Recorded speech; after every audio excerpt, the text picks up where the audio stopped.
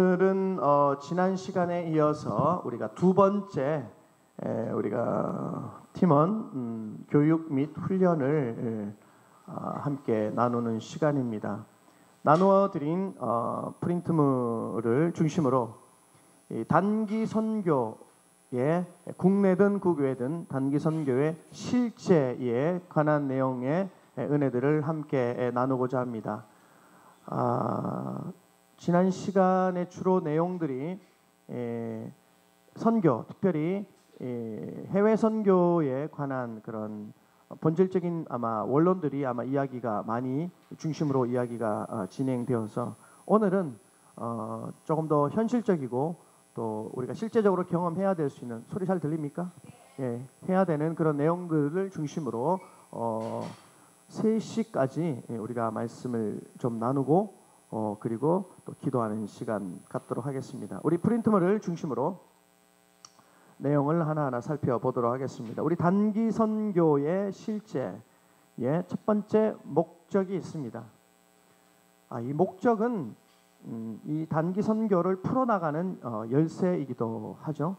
여러분들이 왜 단기 선교를 가고자 하는지에 대한 그런 중요한 핵심입니다. 이 목적이 분명하지 않고서는 방향성을 잃게 되고 설사 그 방향으로 갔다 하더라도 그것이 주님이 원하시는 방향인지에 대한 그런 의문을 갖게 됩니다. 그러므로 우리가 이 일들을 시작하는 이 첫 번째 출발점에 서 있는 목적은 굉장히 중요합니다.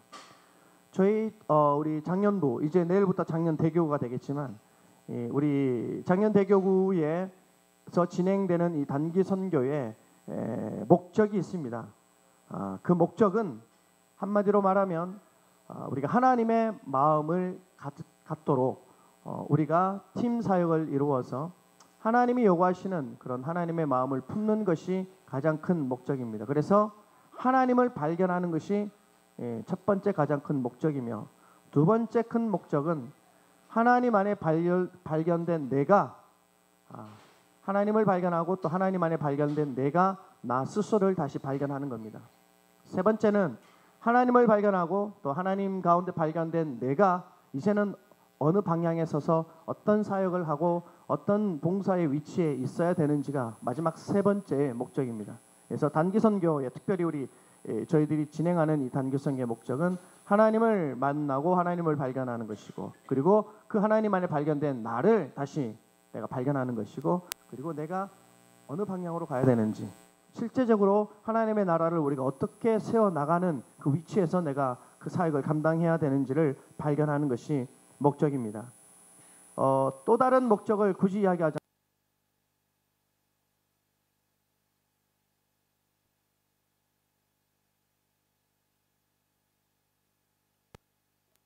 하나님을 통해서 발견된 내가, 그 선교만의 그 현장에서 발견되는 내가 아니라 이 일들은 지속적으로 진행되어야 됩니다. 또 한 가지는 지속적으로 진행되는 것과 함께 동시에 집중적으로 진행되어야 됩니다. 하나님을 발견하는 일은 여름에만 발견되는 그런 하나님이 아니라, 어느 선교지에서만 발견되는 하나님이 아니라 지속적이고도 집중적으로 발견되어야 됩니다. 그리고 마지막, 지속적과 집중적과 또 하나는 지원. 이 지원은 하나님이 나에게 주신 은사, 달란트라고 합니다. 이 은사는 내가 싫어하는 것을 하나님이 주실 수가 없습니다. 또 주실 리가 없습니다. 하나님은 우리를 너무나 잘 아시는 분이시고, 내가 무엇을 할 때 내가 기뻐하는지를 우리 하나님 잘 아십니다. 그것을 우리에게 주시는 것이 우리는 은사라는 겁니다. 그래서 이게 지속적이고 집중적으로 계속 할 수 있도록 하나님이 우리에게 주시는 선물이 있는데, 이것이 바로 은사입니다.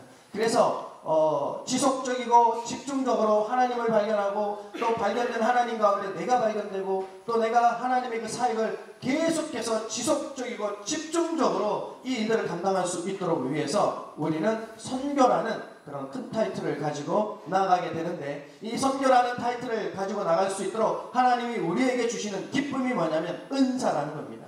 그래서 선교를 통해서 자신의 은사를 발견하고, 혹은 발견된 은사가 있다면 개발하는 일들은 선교에 동력을 갖게 만드는 것입니다. 그래야지만 지속적으로 그리고 더 집중적으로 하나님이 부르신 그 삶의 현장에서 하나님의 일들을 감당해 나갈 수 있게 되는 것입니다. 이와 같은 목적을 우리 장년대교회는 가지고 있습니다. 그래서 여러분들이 앞으로 진행되어지는 모든 이 선교회, 그게 RK든 월미든 간에 하나님이 주신 이 귀한 목적들을 절대로 잊지 말고, 이것이 우리의 타겟이고 이것이 우리가 가야 될 그런 방향성입니다. 그래서 우리가 어떤 사역을 하든 간에 이 방향으로 가야 됩니다. 어디를 가든 간에 이 방향성을 잊지 말아야 됩니다. 그래서 봉사를 하든 구제를 하든 말씀 사역을 하든 땅밟기 사역을 하든 무슨 사역을 하든 이 목적으로 우리가 가야 됨을 잊지 마시기를 바랍니다. 두 번째, 단기 선교를 간다는 의미는 무엇인가? 특별히 이 단기 선교는 우리는 월드미션과 또 리바이벌 코리아로 나뉘어져 있습니다. 월드미션을 의미한다면 타문화권, 특별히 타문화권에 예수 그리스도의 복음을 전하기 위해서 가는 것이 바로 단기 선교를 가는 그런 의미이기도 하겠죠. 이 단기 선교의 중요한 특징이 있는데, 이 단기 선교의 중요한 특징은 미리 예정되어 있는 일정에 따라 예정되어 있는 기간에서 한정적인 그런 사역을 하는 것이 단기 선교의 특징입니다. 이미 우리가 가야 될 나라, 가야 될 지역이 다 정해져 있습니다. 그리고 그곳에서 어떤 사역을 해야 될지에 대한 큰 테두리의 사역도 이미 정해져 있습니다. 이처럼 단기 선교는 장기, 중기와는 달리 이미 짜여진 포맷 가운데서, 그리고 날짜 가운데서 어떻게 효율적으로 그 일들을 더 집중으로 우리가 해야 되는지에 대한 그것이 단기 선교의 특징입니다. 그러므로 단기 선교는 시간이 많이 없어요. 그래서 집중되어야 되고 온 에너지를 한 곳에 함께 모아야지 그것이 의미가 있습니다. 그래서 단기 선교는 굉장히 피로감이 심합니다. 짧은 기간에 준비되어져 집중되어져서 해야 되기 때문에 피로감이 심합니다. 그래서 이 피로감을 줄일 수 있는 방법들에 대해서는 우리 뒷시간에 계속해서 함께 말씀을 나누도록 하겠습니다. 그래서 미리 철저하게 일정을 확인을 해야 되겠죠. 그리고 우리가 어느 동선으로 움직여야 되는지에 대한 시간 관리를 효율적으로 해야 되겠죠. 그곳에서 우리가 어떻게 하나님의 말씀 앞에서 더 집중적으로 타겟을 정확하게 해서 우리가 화살이 날아갈 때 이 죄라는 것은 타겟을 벗어난 상태거든요. 이 단기 선교는 이 죄의 상태로 나가서는 안 됩니다. 정확한 방향으로 나가서 그 일정 가운데서 우리가 해야 될 이 몫에 대해서는 충분히 해야 되기 때문에 미리 사전에 한 번 만드는 작업이 굉장히 중요합니다. 우리가 가서 3일, 4일, 5일 혹은 일주일 사역을 해서 그 선교지가 뭐 갑자기 변하고 그러지 않습니다. 중요한 것은 그곳에서 일주일 가기 전에 지금부터 계속해서 이미 아마 여러분들 가운데 시작됐을 것입니다. 내적으로 시작됐을 것이고 또 외적으로 시작됐을 것이고 팀적으로 시작됐을 것이고 또 이 자녀들과의 그런 상황 가운데서도 시작되었던 이런 과정들이 여러분들에게는 훨씬 더 중요합니다. 이것이 중기, 장기 선교와는 다른 개념입니다. 그래서 단기 선교는 가서 진행되는 그 현장에서 일주일이 중요한 것이 아니라 일주일을 세워나갈 수 있도록 하기 위한 그 사전 단계가 너무나도 중요합니다. 어떤 의미에서 이미 여러분들은 단기 선교에 지금 어느 정도의 과정에 이미 함께 지금 진행하고 있는 것입니다. 지금 진행되어 있는 이 단기 선교의 과정들이 우리에게는 중요하다. 이것이 단기 선교의 특징입니다. 그래서 철저한 준비, 철저한 동선 확인, 철저한 훈련, 이것이 효과적인 단기 선교를 나타내는 특징이라고 볼 수가 있겠습니다. 자, B 갑니다. B. 단기 선교 지침. 단기 선교 지침. 자, 1번 같이 한번 읽겠습니다. 시작.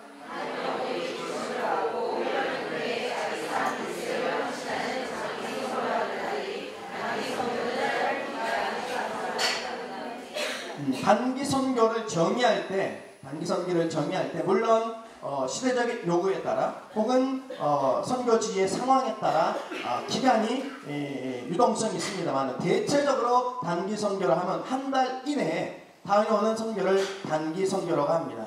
그래서 우리는 이 쇼텀 미션을 우리가 장년대교에서 준비를 하면서 진행하는 대부분의 날짜가 일주일 정도의 이제 전후의 사역을 감당을 하는 것이죠. 그래서 우리는 이 일주일 안에 이루어져야 될 하나님의 사역들을 위해서 준비를 하고 있는 것이 첫 번째 지침입니다. 두 번째입니다. 같이 있습니다. 시작. 그러다 보니까 짧은 시간에 집중해서 무언가 효과를 내고 무언가 선교제에 영향을 끼치기 위해서는 전문적인 접근이 필요한 것입니다. 우리에게 무엇이 전문적인가를 잘 아셔야 되겠죠. 이것을 어떻게 발견해야 되냐면 언제 발견해야 되냐면 지금 팀 모임을 해서 하나님이 한 팀을 세우시고 한 팀을 세울 때는 하나님은 사람을 붙여줘야 그것이 팀이 되는 것처럼 하나님이 한 팀을 세우시고 그 팀에 맞는 한 사람 한 사람을 세우실 때 이 팀을 통해서 하나님이 무엇을 요구하시는지에 대한 해답을 어디서 얻을 수 있냐면은 팀원들 모여있는 그 사람들의 은사를 통해서 발견하는 거예요. 모여있는 그 사람들의 은사들을 종합해보면 아, 이 팀에게 하나님이 하신 일들이 무엇이구나, 우리가 가서 어떤 대상으로 어떤 타겟을 가지고 진행해야 되는 것을 명확하게 알 수가 있겠죠. 그래서 전문적인 이제 이 사역은 바로 의료 선교의 어떤 특징들이 많이 나타났음을 계속적인 그런 단기 선교의 이런 역사들을 보면 알 수가 있어서 그렇게 제가 진행을 한 것입니다. 전문적인 선교, 의료 선교, 또 저희들 가운데는 가정 선교, 가정 방문 선교, 그리고 또 국내에는 특별히 재정적으로 열악한 교회들, 그리고 아동이 극히 적은 농어촌 교회를 우리가 방문을 하게 됩니다. 그곳에서 우리가 어떤 목적으로 우리가 섬겨야 될 타겟이 어떤 타겟인지 정확히 알았으면 거기에 맞는 은사들을 우리가 어떻게 개발해야 될 것인가, 그런 사람들을 우리가 어떻게 영입해야 될 것인가, 이것이 두 번째 단기 선교의 지침이기도 합니다. 자, 세 번째입니다. 같이 있습니다. 단기 선교는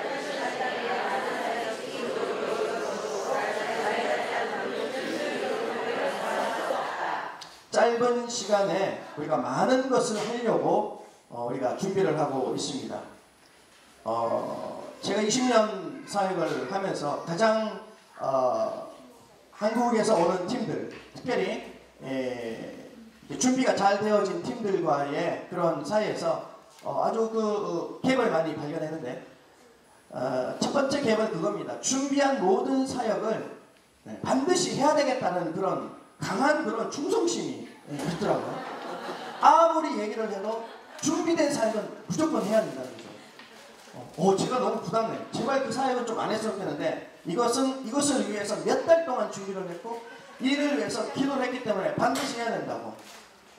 그런데 여러분 한 가지 생각해야 될 게, 특별히 이제 월드미션을 가시는 분들, RK도 마찬가지지만 우리가 준비한 사역이 중요한 것이 아니라 그곳에서 선교사님의 사역을 서포트하고 헬퍼로 우리가 가는 것이지, 우리가 그 사역을 전체로 무언가를 갱신하고자 하는 그런 마음이 있어서는 안 됩니다. 이런 사역은 중기나 혹은 장기로 진행될 때 이게 접근이 가능한 것이지, 단기간 치고 빠지고 나오는 이런 이 쇼트 미션에서는 절대로 우리가 지향해야 되는 겁니다. 그래서 우리가 많은 것을 준비하지만 그 현지 상황에 따라 사역을 할 수도 있고 안 할 수도 있습니다. 그럼 모든 주도권을 어디에 넘겨야 되겠습니까? 팀장 혹은 뭐 맡은 부서의 그런 리더가 그 주도권을 잡고 있는 것이 아니라 모든 사역의 주도권은 섬겨야 될 그 현지 대상입니다.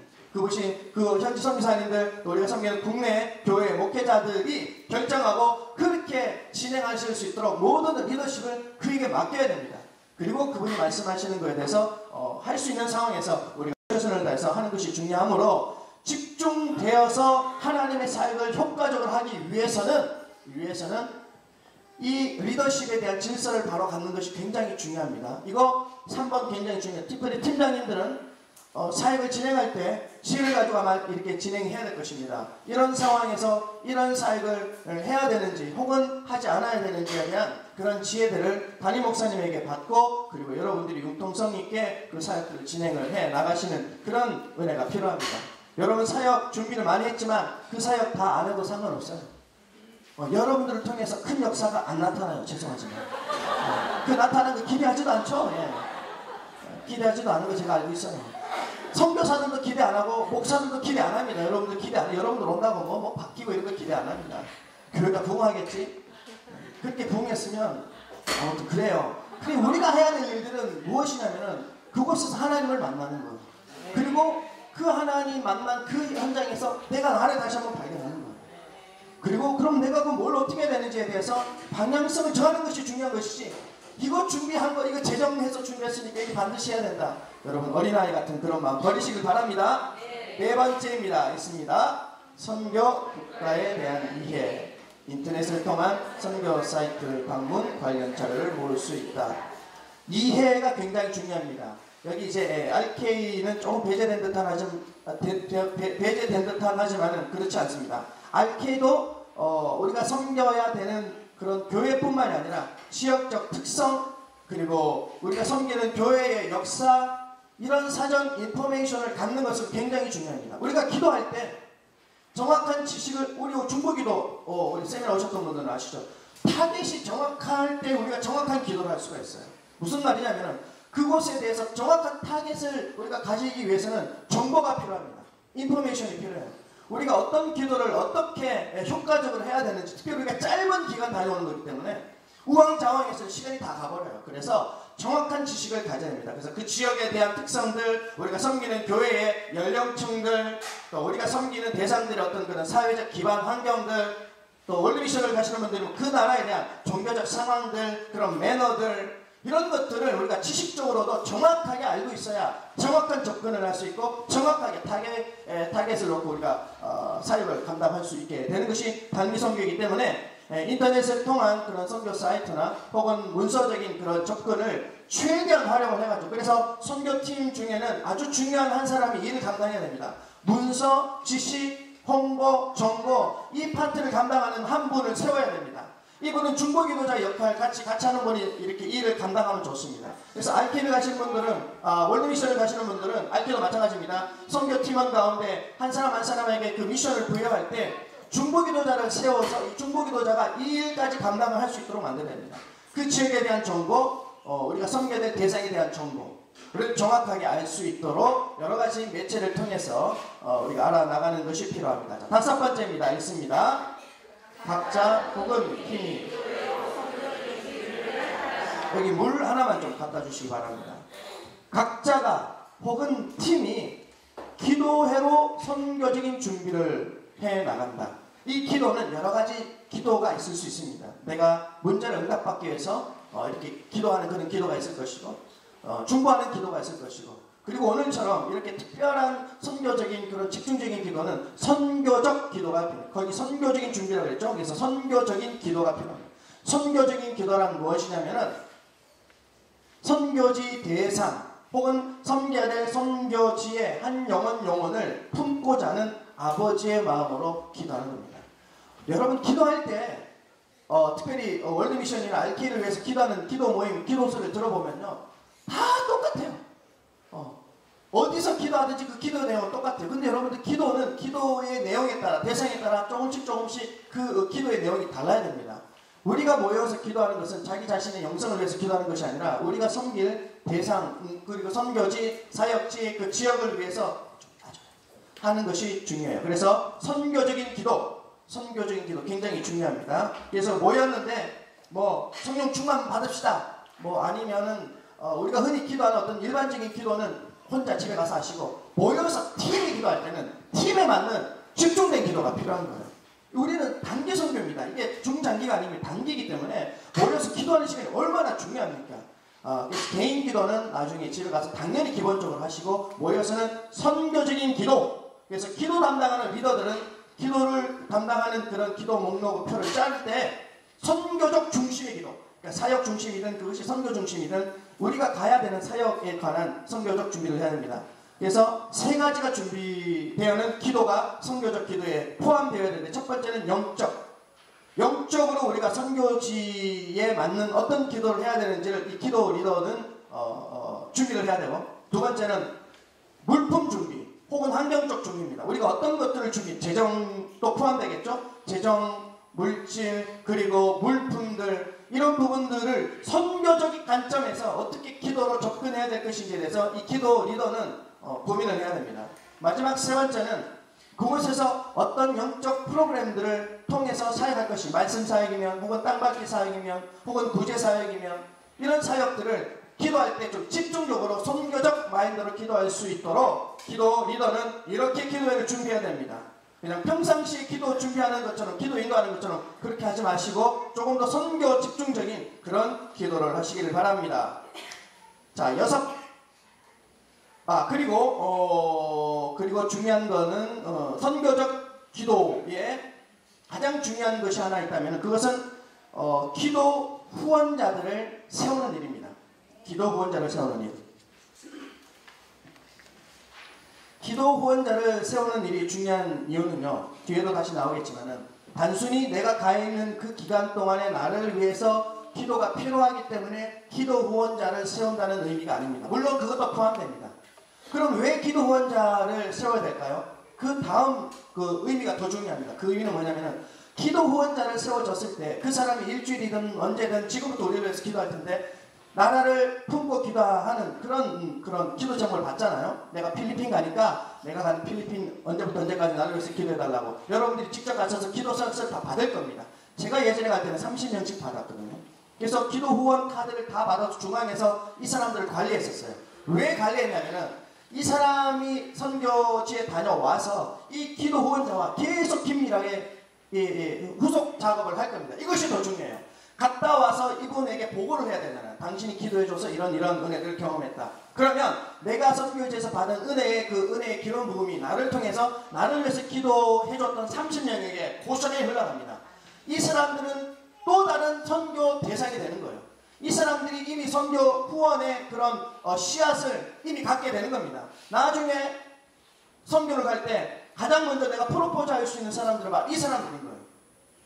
그래서 이 사람들은 30명이, 적어도 30명인데 이 30명이 나를 위해서 기도하는 이 중보자들은 영원히 같이 그 나라를 품을 수 있도록 지속적이고 집중적으로 기도할 수 있는 기도팀을 만들 수 있는 그런 모체가 되기 때문에 기도 후원자 30명을 찾는 것은 굉장히 중요합니다. 그래서 나를 위해서 기도해 줄 수 있는 사람이에요.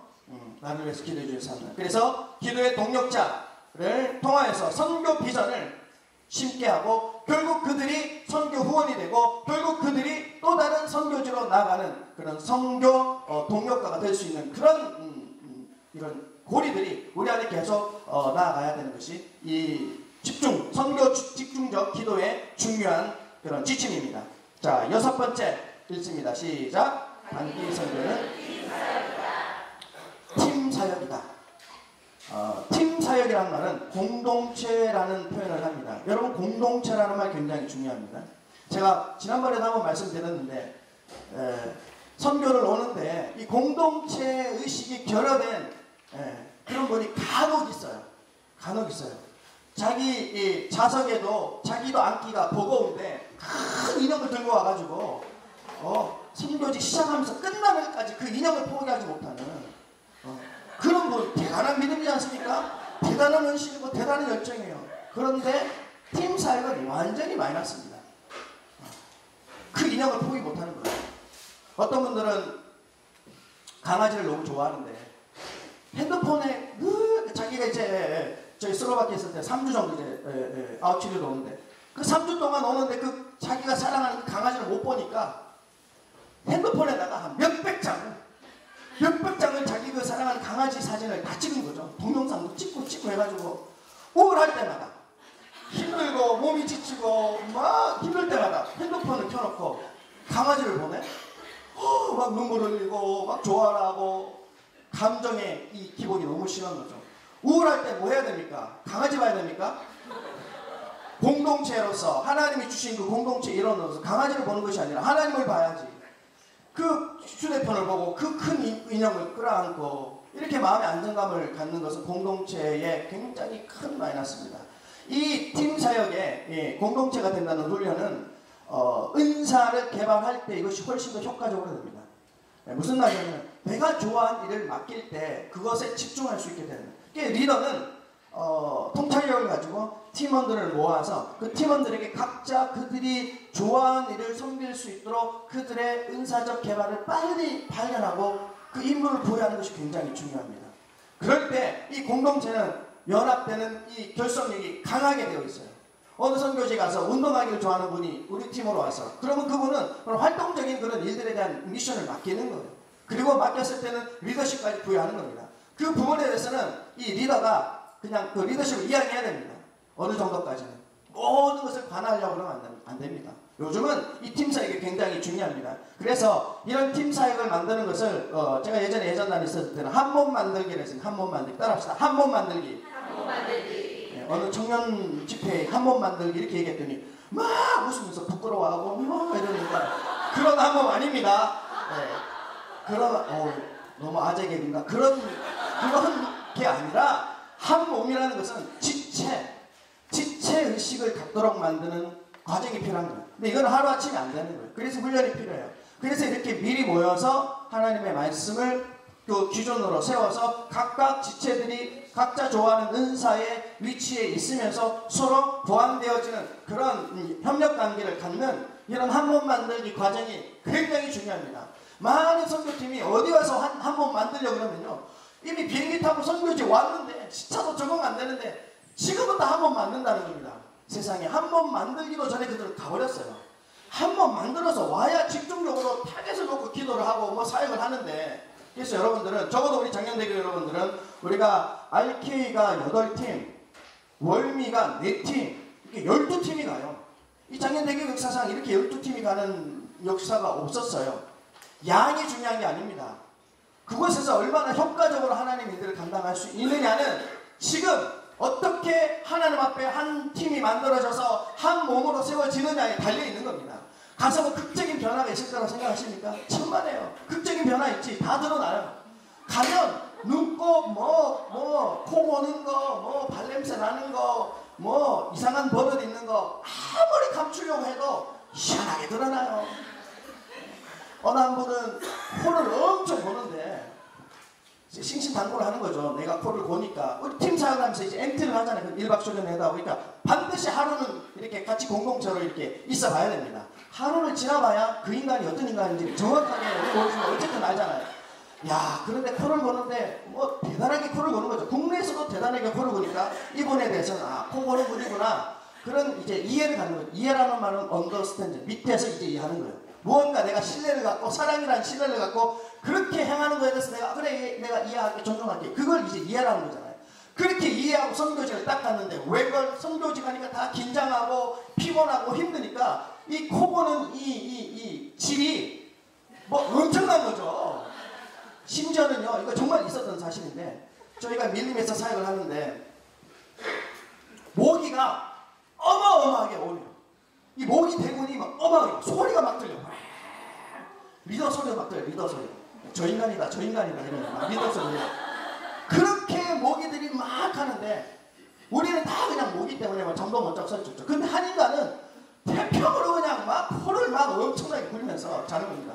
알고 보니까 코 고는 소리에 이 주파수나 이 소리에 이게 모기들이 접근하지 못하는 주파수 교묘하게 옳지않은지. 근데 이게 실제로 그 인간은 전혀 목이 안 몰리고 모기들이 다른 사람들을 집중 공격하는 거죠.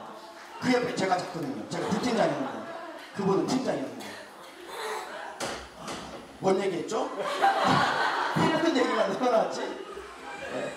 팀 훈련. 그래서 팀 훈련이 중요한데 그분에 대한 어떤 그런 부분들은 서로 한 몸 만들어서 신뢰를 하고 한 몸 만들어서 한 팀이 되었을 때 하나님이 효과적으로 이렇게 강하게 집중적으로 하나님의 그런 열매들을 가질 수 있습니다. 그래서 팀장은 사전 모임을 여러분들 좀 하겠지만 우리 여건상 아이들도 있고 다 있기 때문에 어디 가서 1박 하기는 어렵지만 그래도 좀 오픈할 때는 좀 정확하게 좀 오픈을 해야 됩니다. 코 골면 코 본다고 얘기해요. 여기 보고 얘기하니까 코 골면 코 본다고 얘기하고 뭐 일을 좀 간다 그러면 이거 한다고 해요. 정확하게 얘기해야 이게 정확한 나눔이 됩니다. 가서 3, 4일 있는데 열받아가지고 3, 4일 말 안 하고 사역 완전히 깨어버려요. 그 사람과 내가 깨어지는 게 문제가 아니라 공동체 전체가 깨어져요. 지금 단기 선교의 지침을 얘기하는 거잖아요. 그래서 우리의 약점이 더 이상 약점으로 나타나지 않을 정도의 팀 그런 하나됨이 필요합니다. 그것을 한 몸 만들기라고 합니다. 그래서 특별히 이런 한 몸 만드는 이 공동체를 중심으로 하는 이 사역들을 여러분들은 훈련으로 진행해야 되는 것이 중요합니다. 자, 그리고 7번째 읽겠습니다. 시작. 초문화적인 사역이다. 특별히 초문화라는 말, 문화라는 말은요, 땅을 개경하다 이런 뜻이 있어요. 땅을 개경하다, 땅을 이렇게 파는 거예요. 왜 문화가 땅을 판다는 개념이 있냐면은 문화라는 말은요, 이렇게 머물게 된다는 걸 의미해요. 땅을 파서 뭐합니까? 씨를 뿌리고 또 열매가 맺을 때까지 머물 수밖에 없잖아요. 문화라는 말은 머물다는 뜻이에요. 우리가 좋은 씨앗을 뿌리면요, 좋은 씨앗에 대한 문화를 갖게 됩니다. 그런데 우리는 좋은 씨앗의 문화만 뿌리는 것이 아니라 나쁜 씨앗의 문화도 많이 뿌려요. 뭐 텔레비전을 과하게 본다든지 인터넷을 너무 과하게 한다든지 아무튼 하나님 나라에 적정한 하지 않는 그런 씨앗들을 계속 뿌리면서 땅을 개gem하는 것, 거기에 잘못된 문화에 우리는 머물게 되는 것이 문제인 겁니다. 그래서 오만한 자리에 앉지도 말고 죄의 자리에 가지도 말고, 이렇게 시편에 기록된 것은 죄의 자리에 가다 보면 오만한 자리에 앉게 돼버립니다. 그럼 거기에 머물게 됩니다. 그럼 그게 우리의 문화가 돼버려요. 그렇게 되지 않기 위해서 이 문화적인 초월감을 갖는 것이 굉장히 중요합니다. 문화적인 초월감을 갖는 가장 중요한 키 중에 하나는 하나님 나라예요. 하나님 나라. 어떤 곳이든 하나님의 나라고, 어떤 사역이든 어떤 문화이든 하나님의 나라라는 개념을 갖는 것이 굉장히 중요합니다. 그래서 몇 가지 이제 단기 선교로 해외로 가시는 분들에 대해서는 이렇게 말씀드릴 수 있습니다. 문화적인 우월감을 갖지 마라. 우리가 가는 나라들, 지금 캄보디아 가죠, 필리핀 두 곳 가죠, 말레이시아 가죠. 물론 말레이시아는 어떨지 모르겠지만 대부분 우리가 섬기는 이 쇼텀 미션에 가는 대상들은 우리보다 경제적인 수준이나 뭐 이런 부분들이 낮다라고 생각하는 경우가 대다수입니다. 선교는 경제적인 어떤 수준에 따라 이게 영향력을 주고 안 주고와는 별로 관계가 없어요. 결국 하나님의 나라에 대한 이런 확실한 마음을 갖고 어떻게 그곳에서 하나님의 나라를 세워나갈 것인가가 굉장히 중요합니다. 그래서 문화적인 우월감을 갖지 말기를, 필리핀이나 캄보디아나 이런 데 가시는 분들은 이런 마음 여러분들 없어야 됩니다. 아시겠죠? 문화적 우월감. 참 아이러니합니다. 세상 사람들이, 한국을 제외한 많은 사람들이 한국에 대해서 어떻게 생각하는지 아세요? 아시죠? 더 말 안 해도. 우월감을 가질 만한 위치가 아닙니다, 저희들이.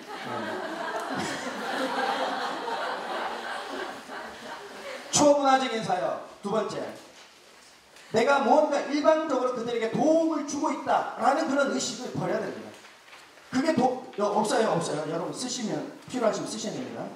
지금 7번에 소속된 이야기입니다.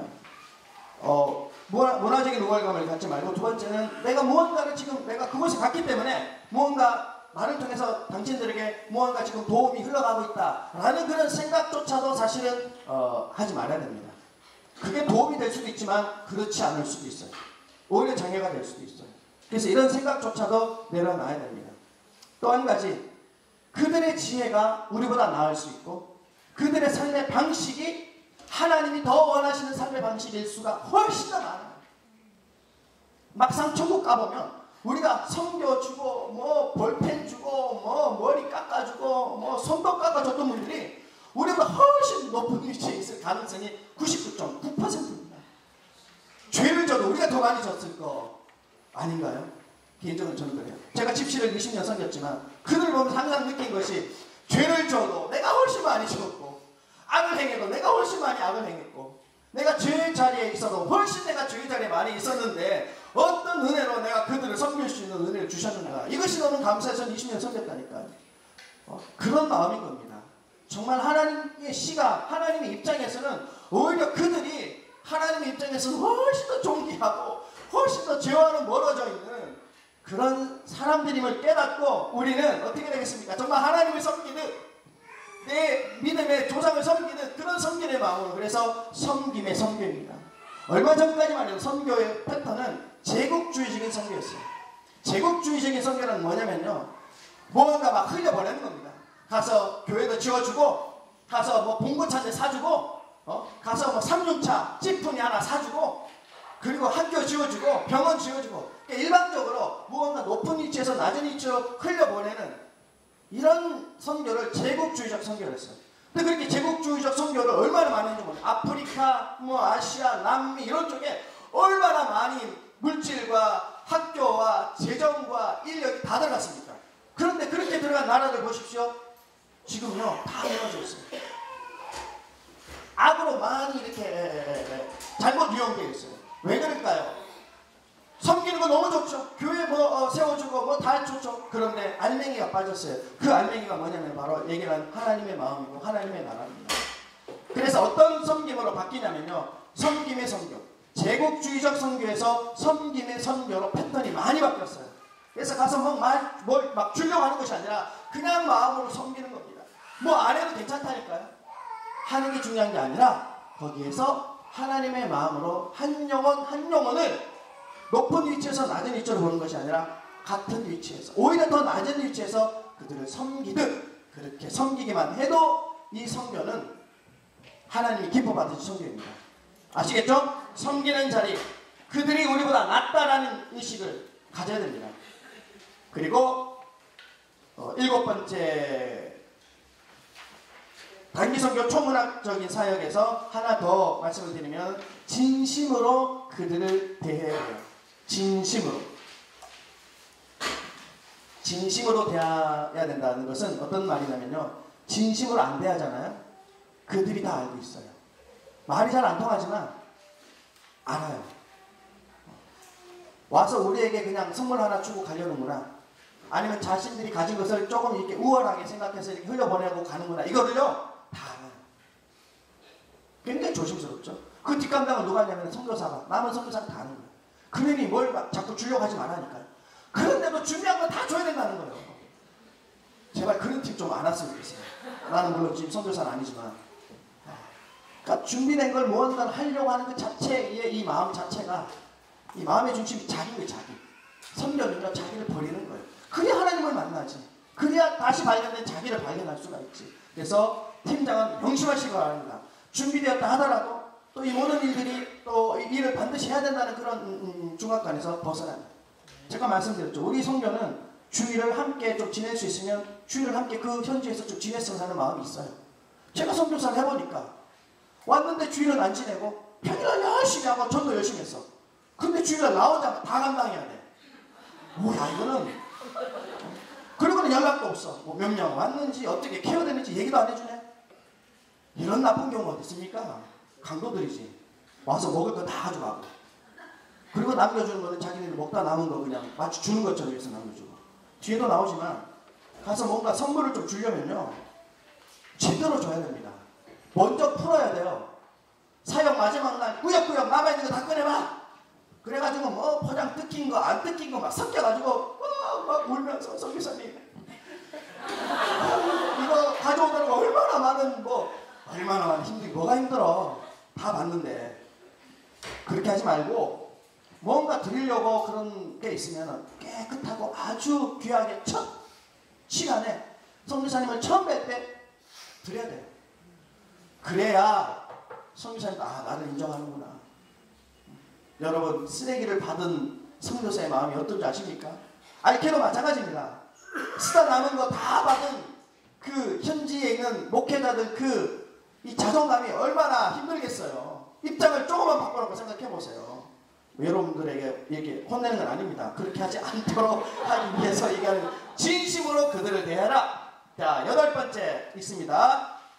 단기 선교는 사려 깊어야 한다. 비슷비슷한 문제입니다. 선교지에 있는 대상을 함부로 대해서는 안 됩니다. 선교지 교회를 함부로 논해서는 안 합니다. 그 교회의 상황이 어떤 상황이든 간에 그 교회가 그런 상황이면 그런 상황에 대한 역사가 있는 거잖아요. 그런 상황이 있는 거잖아요. 거기에 대해서 너무 쉽게 얘기하는 거예요. 사려가 없는 거지. 우리가 사람과 사람이 만나도, 믿지 않는 사람을 만나도 정말 이렇게 매너 있게 사려 있게 얘기하는데, 어떻게 선교지에 가서 우리가 섬기러 간 대상을 향해서 사려 없는 행동을 많이 합니까? 그런 행동을 많이 하거든요. 이게 다 제국주의적이에요. 내가 무언가 좀 이렇게 좀 흘려보내고 내가 뭔가 주러 왔다라는 그런 생각 때문에 자꾸 그런 좋지 않은 그런 흐름을 갖게 되는 겁니다. 절대로 그런 마음 가져서는 안 됩니다. 아시겠죠? 그래서 선교사의 헌신과 희생을 정확하게 여러분들이 마음 가운데 품어야 됩니다. 그 선교사님들, 그 현지 목회자들, 국내 목회자들 말할 것도 없습니다. 그들이 그곳에 있기까지의 과정이 얼마나 하나님의 간섭하심과 하나님의 인도하심이 있었겠습니까? 우리가 가서 아무 일 안 일어난다니까요. 기대하지 않잖아요. 그거 아무 일 안 일어나는 그 일에 목숨 걸지 말고 정말 일어나야 될 일, 그 영혼들, 그 목회자들, 그 현지 사역자들을 진심으로 대하고 사려 깊게 한마디 하더라도 용기를 주고 격려해주고, 이런 대접과 이런 접근을 해야지. 마치 무언가 막 주러 가는 듯한 인간적인 그런 질문. 교회 개척한 지 얼마나 되셨어요? 선교 나온 지 얼마나 되셨어요? 교회가 몇 개세요? 이런 질문 같은 교역자들도 잘 안 합니다. 그런 질문 하지 마세요. 교회가 굳이 그렇게 질문하려면 교회가 너무 귀하네요. 하나님 하시네요. 뭐 이렇게 질문해야지. 뭐 교회가 몇 개네요. 뭐 이런 얘기 하면 안 됩니다. 그래서 한마디 한마디 하더라도 사려 있게. 그래서 격려하는 말. 제가 예전에 다닐 때는 현지어, 특별히 외국에 이제 월드미션 가시는 분들은 선교지 언어를 좀 배우고 가야 되거든요. 어떤 선교지 언어를 배우냐면 주로 뭐 하나님, 아버지, 예수님, 슬로바키아 말로는 예주시, 보, 둑스베티, 보제나니 뭐 이런 단어 많이 배워요. 뭐 이런 건데 그런 단어보다 이게 제가 20년 있어 보니까 어떤 단어가 중요하냐면요. 칭찬하는 단어. 칭찬하는 단어. 예를 들어 남자는 멋지다. 여자는 예쁘다. 어른들에게는 귀하다. 이런 몇몇 단어들만 외우면요. 사역 저절로 이루어집니다. 뭐 긴 단어 할 필요도 없어요. 그런 긍정적인 단어들만 집중적으로 하면요. 말이라는 게 희한합니다. 선교지 상황 가보시면 알겠지만 열악한 환경이에요. 그런데 거기에 격려되고 또 세워지고 칭찬되어지고 이런 단어들이 우리의 팀사역에서 막 나오잖아요. 그러면 실제로 우리의 얼굴이 그렇게 변해요. 이게 현지인들에게는 더 큰 영향력이 있다니까요. 볼펜 주고 뭐 주는 것보다 격려받고 아 내가 귀하구나. 내가 소중하고 내가 정말 예쁜가? 내가 정말 멋진가? 슬로바키아 말로 이 남자아이들에게 야 너 정말 멋있네. 이런 말 있어요. 슬로바키아 나중에 한번 가면 뭐 같이 가겠습니다만 제가 지금 가르쳐 드릴게요. 페샤 이란 말이죠. 페샤. 여자한테 페샤 그러면 빤 맞습니다. 남성답고 아주 지혜롭고 야 너 멋지네 이런 말은 페샤이라 그래요. 그래서 남자아이들 만나면 무조건 디시 페샤 그러면은 애들이 그냥 막 마음을 활짝 열어요. 볼펜 주면 서로 받으려고 마음은 받는데 디시 페샤 그러면은 막 서로 그냥 기뻐하는 거죠. 여자들은 도브라는 여성스럽다. 너무 이거 좀 적을 필요 없어요. 술밖에 가신 거 아니에요. 도브라 이러면 이제 여자들이 너무 마음을 활짝 삥 주면 막 싸우다니까. 통성 불어주면 막 터트리고 막 정신 안 얻어 살라네. 사익 전혀 안 돼. 근데 디시 도브라 그러면은 막 마음에 오르려고 막 안겨오고 막 그래요. 그러면 안아주면서 기도해주면 이게 훨씬 낫다는 거지. 그죠? 그래서 그런 단어들을 정확하게 알아야 됩니다. 우리 알키 가는 분들, 우리 팀은 이제 완도를 가거든요. 거기 이제 노인분들만 많대요. 그럼 그분들이 어떤 단어를 좋아할까? 젊어 보이세요? 아니면 어떤 단어? 그러니까 이런 게 선교지 얻는 겁니다. 우리 팀장님, 박원장님, 그 선교지 얻는 빨리 개발해야 돼요. 우리 어르신들 보고 뭐가 좋아 이거를 그러면 한마디만 하면 확 마음에 묻는다니까. 에어컨 안 해드려도 그 마음이 시원해지는 거예요. 그래서 그런 선교지 언어를 적절하게 개발을 해서 그곳에 있는 간단한 현지 언어를 통해서 선교하는 전략을 세우는 것이 팀 안에 그런 예배 리더, 특별히 예배 리더, 중보 리더 뭐 다 있지 않습니까? RK 팀들은 월미 팀들은 RK가 있나요 거기도? 팀 세울 때 그런 사역은 예배하는 자가 이 사역을 감당하는 거예요. 아까 중보 기도자는 어떤 사역을 감당해야 된다고 했습니까? 지식, 정보, 인포메이션도 중보 리더가 감당해야 되고 예배 리더는 말까지 감당해야 돼요. 왜냐하면 결국 예배는 말로 이루어집니다. 한마디 한마디가 현지인들이 들었을 때에 페샤, 더브라 뭐 이런 단어들이 예배 가운데 찬양가 많거든. 그럼 그들이 하나님이 정말 그런 하나님이구나. 하나님의 속부분에서 확실히 알 수 있는 거예요. 그처럼 이 예배 인도자는 예배 리더자는 선교지 언어를 적절하게 공부를 해서 그들을 격려하고 그들을 세우는, 그래서 너무 사려가 깊게, 그죠? 너무 그냥 막대하지 말라 그렇게 얘기했습니다. 자, 그리고 선교의 사려가 깊어야 되는 8번째 그 안에 있는 내용들 중에 또 하나는요, 개인적인 물건 전달을 금하자. 이건 하나 좀 썼으면 좋겠네. 개인적인 물건을 전달하는 것을 금하자. 제가 사역을 하고 있었던 집시 사역에 한국에서 이제 모교회에서 팀이 왔는데 그 팀원 중에 한 자매가 자기가 이렇게 차고 있는 목걸이가 있는데 비싼 것도 아니에요. 이 목걸이가 있는데 이 목걸이를 사역 마칠 때쯤에 해서 자기가 이렇게 품고 기도해줬던 한 자매에게, 집시 자매에게 아무 생각 없이 목걸이를 줬어요. 근데 이 목걸이는 너무 비싸지도 않고 그냥 이미테이션이에요. 그냥 뭐 1, 2만이면 사는 목걸이에요. 근데 그들이 그것을 어떻게 알겠어요? 이게 1, 2만이 얼마인지 뭐 번쩍번쩍거리니까 막 난리 난 거지. 나다가 그 자매가 며칠 뒤에 이제 좋지 않게 살해가 돼서 이렇게 발견된 적이 있어요. 그러니까 왜 살해가 됐는지를 살펴보니까 이거 이 목걸이를 가지려고 나쁜 놈들이 못된 짓을 한 거죠. 근데 이 사실을 나중에 제가 알게 됐어요. 그래서 난리가 났죠. 근데 이런 경우 굉장히 많아요. 시계를 풀어준다든지 아니면 약속을 해. 내가 이제 한국 다시 가면 내가 너랑 SNS 맺어서 뭐 계속 연락하겠다. 아니면은 뭐 선물을 뭐 보내주겠다. 이렇게 이제 약속을 하는 거죠. 설사 정말 그렇게 하기를 원한다면 어떻게 되겠습니까? 그렇지. 현지 선교사님들을 혹은 현지 목회자들 반드시 통해서 섬기든지 뭘 주든지 이게 통로가 그 현지가 되면 우리가 주체가 돼서는 절대로 안 된다니까요. 정말 분란납니다. 살인까지 난다니까요. 그러므로 개인적 물건 전달을 금해야 됩니다. 우리 장년대교회는 개인적인 물건 전달하는 것을 절대 하지 않도록. 근데 이런 예는 있었어요. 저희가 섬겼던 교회가 한인교회도 있었거든요. 한인교회에서 저희들은 스스로 팀을 준비를 해서 제가 섬겼던 집시교회에 선교를 여름과 겨울에 나갔어요. 우리도 가족이 중심이에요. 가족이 중심에서 이제 몇 가족이 이제 선교지에 갔는데 그날 추운 이제 겨울철이었는데 아이가 너무 옷도 없이 이렇게 떨고 떨고 있으니까 우리 집사님 그 아이 중에 한 아이가 자기가 입고 있는 파카를 우리가 다 보는 데서 벗어서 그 아이에게 이렇게 파카를 이렇게 입혀주면서 막 울면서 이렇게 안아주는 거예요. 나는 추워도 집에 가면 이제 옷 있으니까 너에게 준다고 하면서 만약에 이렇게 분위기 자체가 현지 선교사님도 있고 또 분위기 자체가 그렇게 됐을 때 이렇게 좀 특별하게 흘려보내는 것은 괜찮지만 아무도 모르게 뭐 시계를 준다든지 목걸이를 준다든지 약속을 한다든지 그런 개인적인 물건 전달은 오늘 팀장님 다 계시지만 그만한 걸로 기본적인 그런 규칙을 정하는 겁니다. 그만합니다. 자, 9번째 읽습니다. 시작. 똑같은 얘기입니다. 아까 문화 얘기했죠. 굉장히 중요한 겁니다. 문화를 잘 배우자.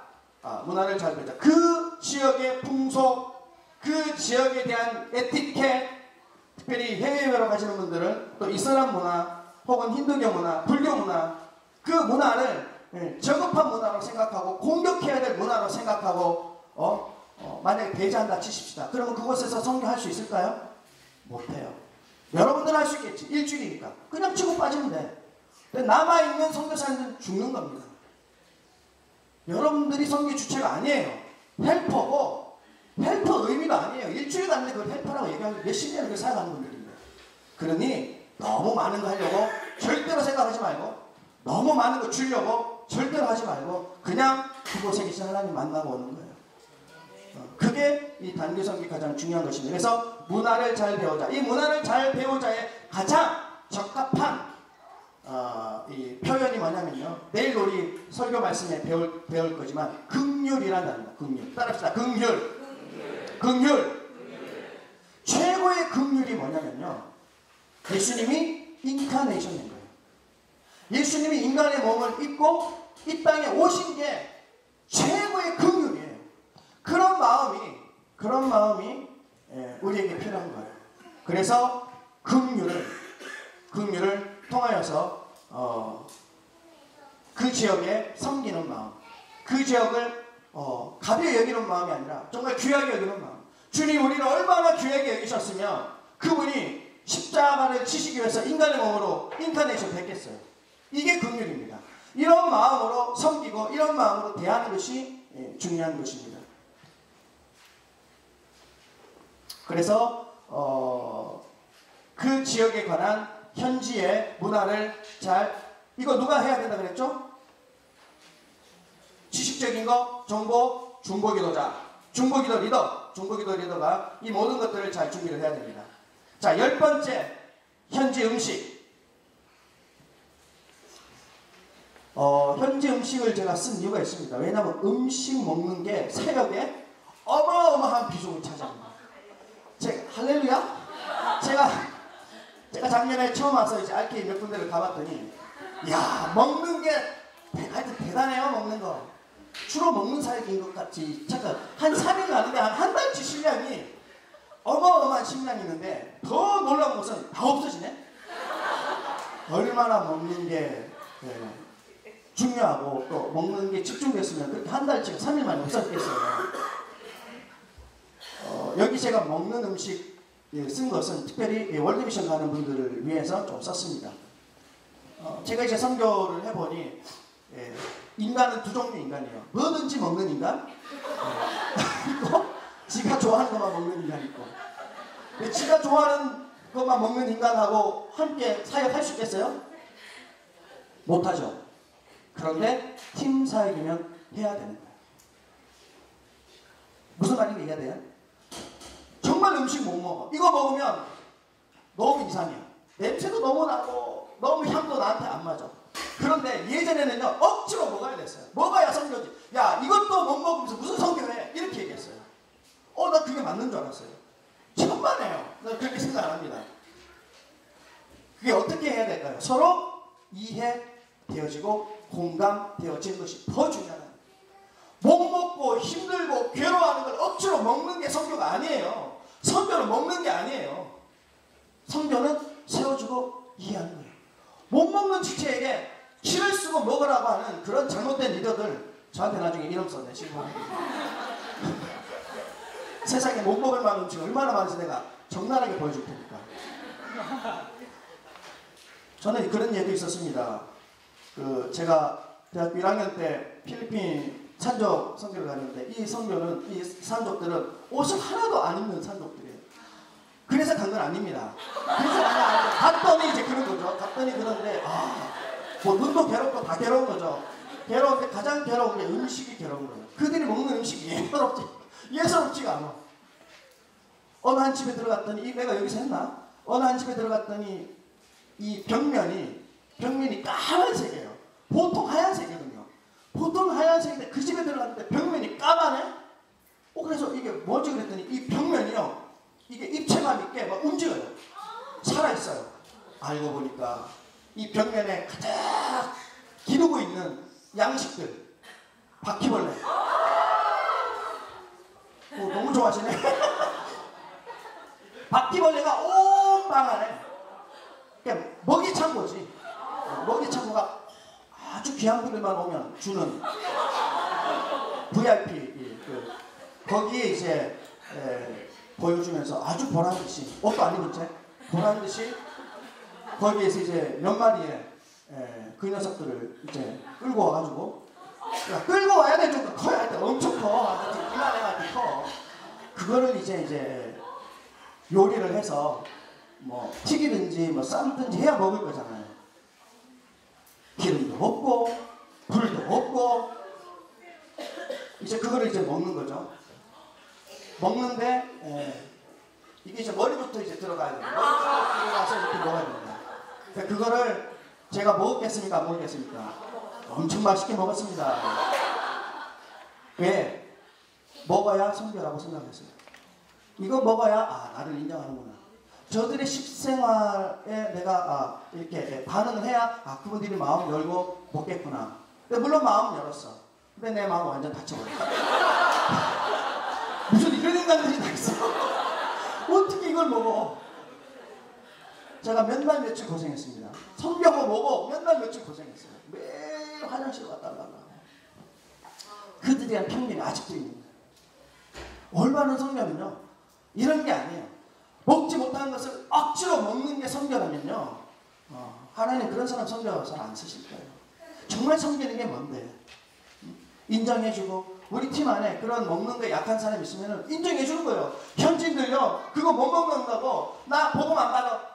나 당신네들 성교 인정 안 해. 그렇게 말하는 성교지나 선교사는요 안 가도 돼요. 거기 성교 안 해도 돼요. 저는 개인적으로 그렇게 생각합니다. 인정되어지고 그렇게 되어질 수 있도록 여러분들이 먹는 음식 제가 어떻게 썼냐면요 적절히 먹자. 제 노트에는 적절히 먹자 이렇게 썼어요. 여러분 나온 음식이라고 그냥 다 먹지 말고 대부분 선교지에 가셔서 여러분 대접받는 음식 있잖아요. 그거 너무 귀한 거예요. 여러분들이 손님이기 때문에 여기만 자꾸 보고 얘기하는데 여러분들이 손님이기 때문에 여러분들에게 먼저 음식을 내놓은 것 뿐이에요. 여러분들이 다 먹으면요 그분들 먹을 게 없을 수도 있어요.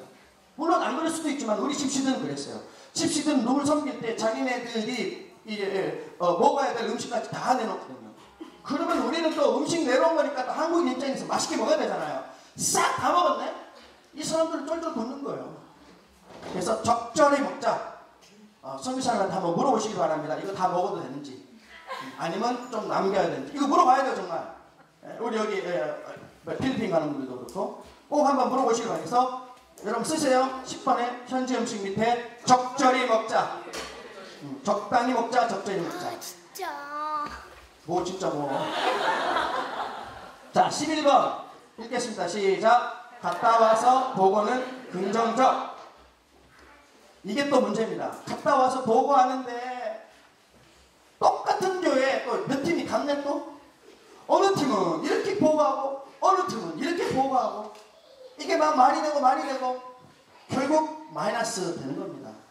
혹시 얘기하고 싶은 것이 있으면 어떤 얘기를 해야 됩니까? 긍정적인 얘기를 합니다. 긍정적인 얘기. 그래서 11번 밑에 제가 공간을 좀 도왔죠? 쓸 수 있으면 한번 쓰시기 바랍니다. 선교지 혹은 사역지에 대한 부정적인 말은 절대로 하지 말기. 부정적인 게 많을 수 있어요. 나랑 안 맞을 수도 있고 어떻게 이렇지? 어떻게 이 사역이 이렇지? 다 생각할 수 있어요. 그런데 부정적인 그런 말, 그런 보고는 절대로 하지 말자. 두 번째, 갔다 와서 보고는 어떻게 하냐면 감사함과 기뻐함으로 보고하자. 여러분들 보고서 다 내야 됩니다. 제가 이거 다 확인할 겁니다. 보고서 굉장히 중요합니다. 그리고 기록 및 자료 정리를 철저하게 하자. 서기가 있겠죠. 각 팀에 서기가 있을 텐데 이 서기들은 보고서를 제출을 하기도 하고 또 그런 자료로 매일매일 그 데일리 플랜을 세워서 이렇게 기록하지 않겠습니까? 서기 기록을. 그래서 서기 기록하는 것에 대해서 정확하게 해야 됩니다. 그냥 하루 아침에 뭐 어떤 일이 있었고 5일 있었고 이런 게 아니라 시간마다 해야 돼요. 시간마다. 그래야 그게 데이터베이스로 남아서 다음 사역에 기묘하게 아주 선교적 그런 정탐의 중요한 자료가 되는 겁니다. 그냥 나 혼자 그냥 경험되어지는 것을 끝나서는 안 됩니다. 아까도 말씀드렸죠. 선교는 지속적이어야 되고 연결고리가 되어야 되고 여러분들을 위해서 기도한 30명에게 이거 다 보내줘야 돼요. 그리고 그들이 기도했었을 때 몇 시 언제 기도했는데 그때 우리가 무언가 어떤 일이 있었는지에 대한 피드백이 기가 막히게 많다니까요. 그거를 함께 공유하고 경험해야 되는 것이 굉장히 중요합니다. 그러기 위해서 반드시 서기를 세워서 진행을 하는 걸로 하시길 바랍니다. 그래서 기록 및 자료 정리를 철저히 한다. 그리고 다시 말씀드리지만 동참하지 못했지만 후방에서 우리를 위해서 재정적으로 또 마음으로 함께 기도하고 중보한 모든 사람들에게 철저하게 보고를 해야 돼요. 받기만 하고 나 몰라라 하지 마시고 주는 자가 되어야 됩니다. 그들은 후방에 있지만 여전히 보급을 하는 자입니다. 여러분 군대에서 가장 중요한 기관이 어딘지 아십니까? 앞에 나가서 정찰하고 특공대로 앞장서서 하는 사람들이 가장 이 군대에서 중요한 역할을 하는 사람들이 아니라 보급하는 자들이 굉장히 중요해요. 여러분들이 현장에서 또 실전 앞에서 그렇게 사역하지만 후방에서 여러분들을 계속 중도로 지원하는 그 보급부대에 여러분들이 책임을 갖고 그들에게 보고해야 될 책임이 있는 것입니다. 아시겠죠? 그래서 다음 사역에 계속해서 이 일들이 이어질 수 있도록 이 기록자들은 서기는 반드시 철저하게 아주 구체적으로 매일매일 저녁마다 피드백을 할 텐데 그래서 매일 저녁마다 피드백을 해야 됩니다. 그 일과의 마지막은 피드백 해야 돼요. 피드백 할 때 이 서기는 하루 일과를 쭉 읽어줘야 돼요.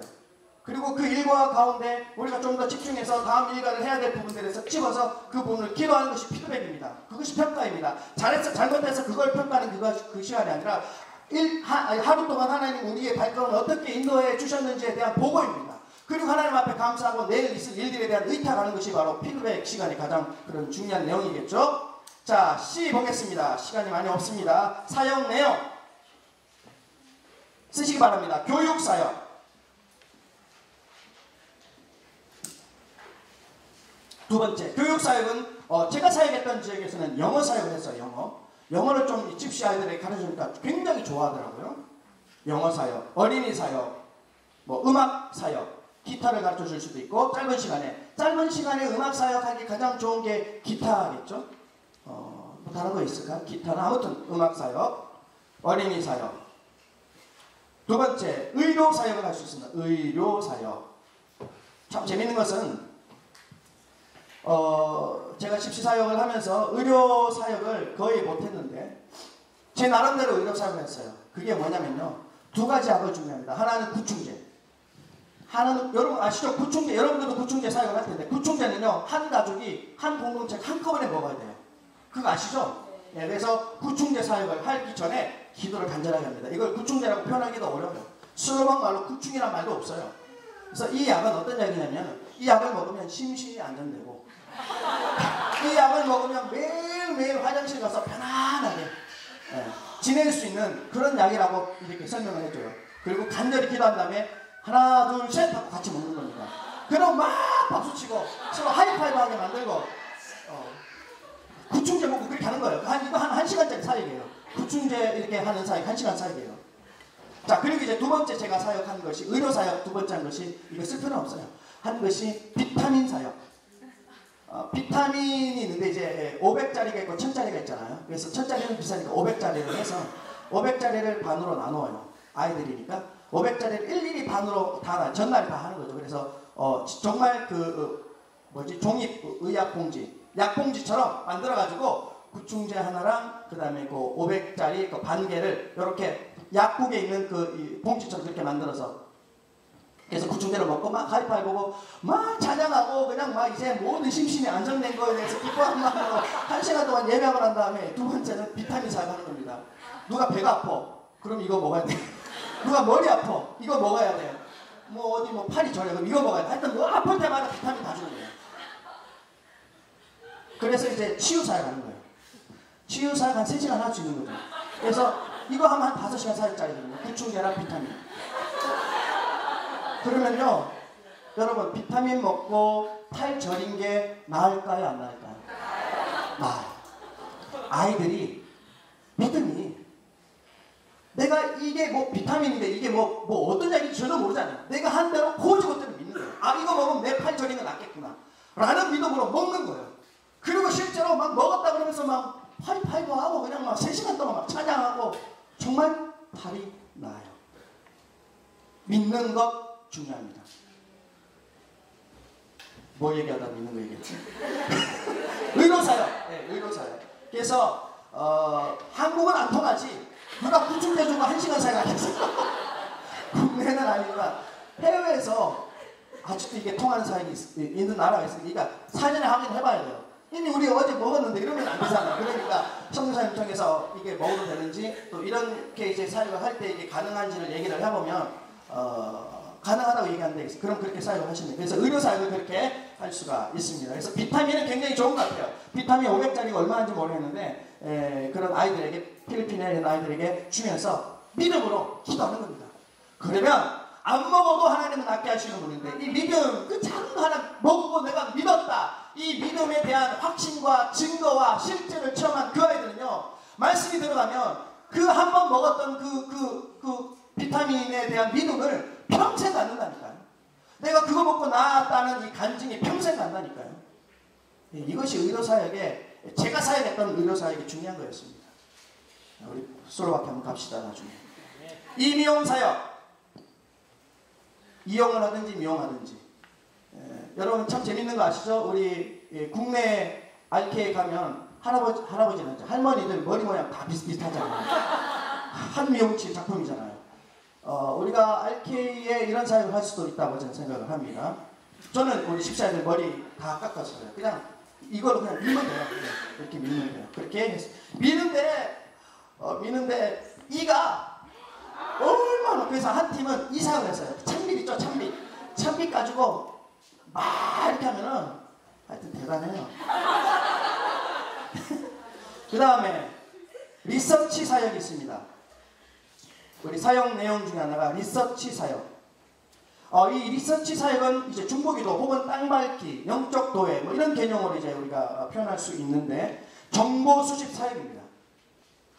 그래서 단기 선교 출발하기 전에 필리핀, 그 다음에 캄보디아, 말레이시아 이런 팀들은 아웃리치 나가기 전에 가야 되는 나라에 대한 혹은 지역에 대한 정보 수집이 굉장히 필요합니다.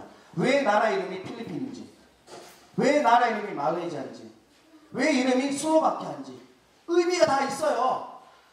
이걸 알아야지 정사와 권세와 어둠의 세상 주관자들과 하늘에 있는 악한 영들에 대한 조직에 이게 정복을 시켜요. 그러니까 스피리추얼 매핑, 영적 도회의 가장 중요한 것이 그 지역의 역사입니다. 슬로바키아는 두 단어가 합친 거예요. 슬로바 그 다음에 영광, 이 두 단어가 이제 합쳐져서 슬로바키아 된 거예요. 그러니까 두 사람의 형제의 영광이 바로 슬로바키아 나라의 이름인 거예요. 그럼 두 사람이 누구냐? 하나는 정교도 하나는 캐톨릭인 거예요. 그러니까 그런 의미를 가지고 슬로바키아라는 나라가 세워집니다. 그러니까 종교적인 배경에 의해서 나라가 세워진 거죠. 정권을 어떻게 해야 되는지를 알게 되는 거예요.